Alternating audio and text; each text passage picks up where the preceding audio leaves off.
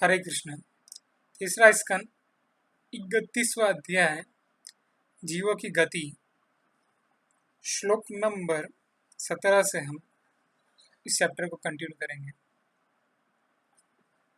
अपनी माता के उदर में रक्त, मल तथा मूत्र के कूप में गिरकर अपनी माँ की जटा अग्नि से दग्ध देहधारी जीव बाहर निकलने की व्यग्रता में महीनों की गिनती करता रहता है और प्रार्थना करता है, हे भगवान, यह अभागा जीव अब कब इस कारागार से मुक्त हो पाएगा। तात्पर्य श्रील प्रभुपाद जी के द्वारा यहाँ पर माता के गर्भ में जीव की विषम परिस्थितियों का वर्णन है। एक और शिशु जठराग्नि की उष्मा से तपता रहता है, दूसरी ओर मल तथा मूत्र, रक्त आदि रहते हैं। 7 मास के बाद शिशु की चेतना आ जाती है, अतः उसे अपनी दुस्सह स्थिति का बोध होने लगता है और वह भगवान से प्रार्थना करता है। बाहर आने तक वह माहों की गिनती करता रहता है और उस कारागार से निकलने के लिए व्यग्र रहता है। तथा कथित सभ्य मनुष्य जीवन की इस भयावह स्थिति का ध्यान नहीं देता और कभी कभी इंद्र तप्ति के उद्देश्य से वह गर्भ निरोधक विधियों या गर्भपात के द्वारा उसे मारने का प्रयत्न करता है। ऐसे लोग गर्भ की भयावह स्थिति के प्रति चिंतित न रहकर भौतिकता में पड़े रहते हैं और मनुष्य जीवन का दुरुपयोग करते हैं। इस श्लोक का कृपणधी शब्द महत्वपूर्ण है। धी का अर्थ है बुद्धि और कृपण का अर्थ है कंजूस। बद्ध जीवन उन लोगों के लिए है जो बुद्धि के कृपण है और जो अपनी बुद्धि का प्रयोग नहीं करते हैं। मनुष्य में बुद्धि विकसित रहती है और इस बुद्धि का उपयोग जन्म मरण के चक्र से छूटने के लिए करना होता है। जो ऐसा नहीं करता वह कंजूस है, वह केवल उसे देखता रहे। जो व्यक्ति अपनी मानव बुद्धि का उपयोग जन्म मरण के चक्र अर्थात माया के पास से निकलने के लिए नहीं करता वह कंजूस माना जाता है। कृपण का विलोम उदार है।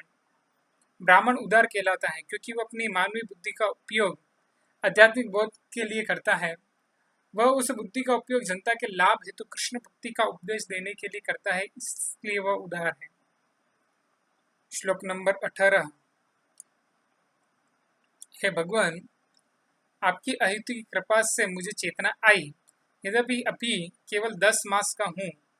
पतित आत्माओं के मित्र भगवान की इस अहितु की कृपा के लिए कृतज्ञता प्रकट करते हुए मेरे पास हाथ जोड़कर प्रार्थना करने के अतिरिक्त ही क्या है। तात्पर्य, जैसा कि भगवद गीता में कहा गया है कि शरीर के भीतर आत्मा के साथ स्थित परमात्मा की ही बुद्धि तथा विस्मृति देने वाले हैं। जब भगवान देखते कि बद्ध जीव माया के बंधन से छूटने के लिए उत्सुक है तो वे भीतर से परमात्मा रूप में और बाहर से गुरु रूप में बुद्धि प्रदान करते हैं अथवा साक्षात भगवान का अवतार लेकर उपदेश देते हैं। यथा भगवद गीता भगवान सदैव ऐसा अवसर देखते रहते हैं कि पतित आत्माओं को ईश्वर के धाम ले जाया जाए। हमें भगवान के प्रति कृतज्ञ होना चाहिए क्योंकि वे हमें सदैव सुखी बनाना चाहते हैं। हमारे पास भगवान को उनकी भलाई का बदला चुकाने का पर्याप्त साधन नहीं है, अतः हम केवल कृतज्ञता का अनुभव कर सकते हैं व हाथ छोड़कर उनकी प्रार्थना कर सकते हैं।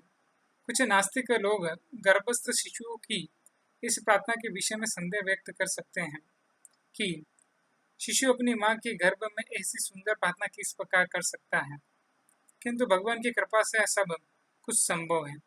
बाह्य रूप से शिशु को इतनी भयावह स्थिति में रखा जाता है किंतु आंतरिक रूप से वह वही है और भगवान वहाँ होते हैं। भगवान की दिव्य शक्ति से सब कुछ संभव है। अगला श्लोक।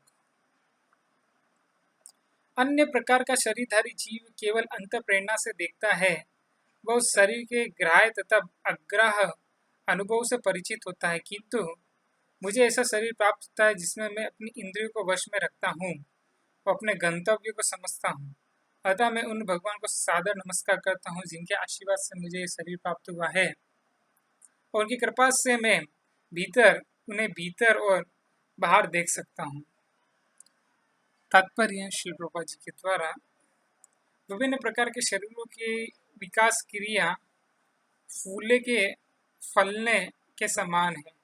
जिस प्रकार फूल के विकास की कई अवस्थाएं होती हैं, कली वि, विकासमान फूल कली विकासमान फूल, पूर्ण विकसित फूल तथा सुगंध तथा सुंदरता से परिपूर्ण फूल, इस प्रकार क्रमिक 84 लाख योनियां होती है और योनियों में उच्चतर योनि में क्रमबद्ध उन्नति होती है। मनुष्य जीवन सर्वोच्च समझा जाता है क्योंकि इसमें जन्म तथा मृत्यु के बंधन से छूटने की बुद्धि रहती है।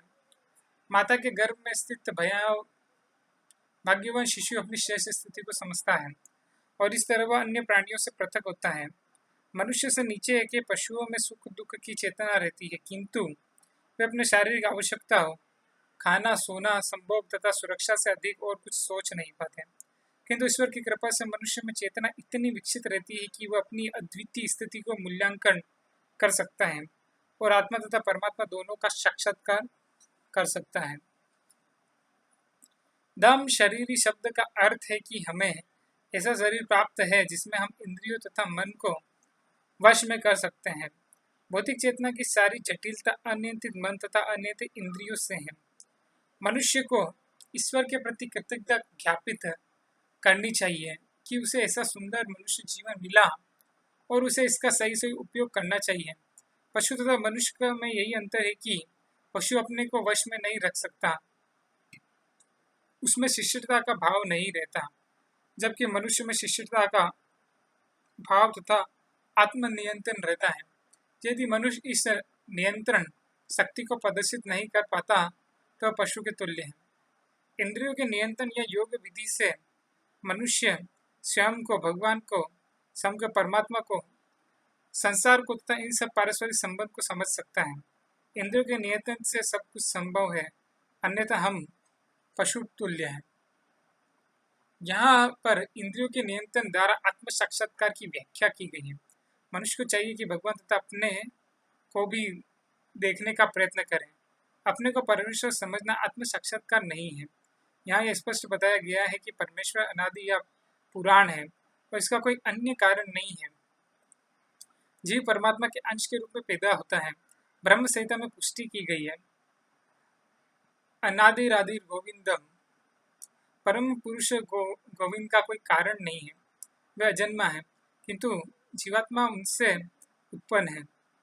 भगवत गीता में पुष्टि हुई है कि मामय व वंश, जीव तथा परमेश्वर दोनों अजन्मा है, किंतु ये जान लेना चाहिए कि अंश का परम कारण भगवान है। अतः ब्रह्म संहिता कहलाती है कि प्रत्येक वस्तु भगवान से उत्पन्न हुई है, सर्व कारण कारणम। वेदांत सूत्र भी इसकी पुष्टि करता है। जन्माग्य से यतः, परम सत्य ही हर एक को जन्म का मूल स्रोत है। भगवत गीता में भी कृष्ण का कथन है, हम सर्वस्व प्रभु, मैं हर वस्तु का जन्म स्रोत हूँ, जिसमें ब्रह्मा, शिव तथा अन्य जीव सम्मिलित हैं। यह आत्म साक्षात्कार है। मनुष्य को जानना चाहिए कि वह परमेश्वर के अधीन है। उसे अपने को परम स्वतंत्र नहीं समझना चाहिए, अन्यथा उसे बद्ध जीवन में क्यों रखा जाए। हरे कृष्णा।